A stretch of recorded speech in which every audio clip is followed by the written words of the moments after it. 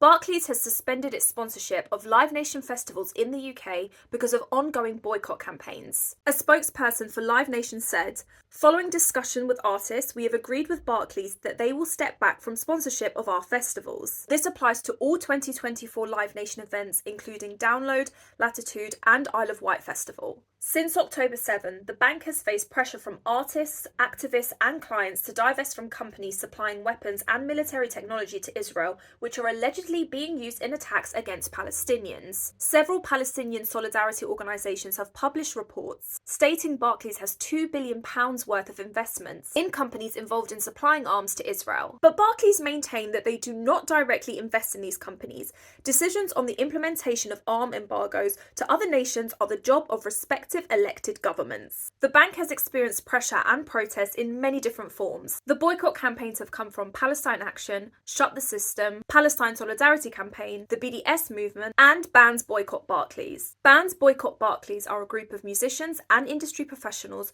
who are boycotting any festivals partnered with Barclays. They say that more than 151 acts pulled out of playing the Barclaycard-sponsored Great Escape Festival in Brighton in May, which is a huge part of the UK's music calendar with around 500 artists performing in Brighton annually. More bands supported this boycott and pulled out of Download Festival, which began on Friday, June the 14th, the same day Barclays and Live Nation announced the suspension. A spokesperson for Barclays told The Guardian, "Barclays was asked and has agreed to suspend participation in the remaining Live Nation festivals 2024. The protesters' agenda is to have Barclays debank defence companies, which is a sector we remain committed to as an essential part of keeping this country and our allies safe." Many artists celebrated and welcomed the announcement of the suspension, while others don't believe that music and politics should mix. Barclays added that the only thing this small group of activists will achieve is to weaken essential support for cultural events enjoyed by millions. It is time that leaders across politics, business,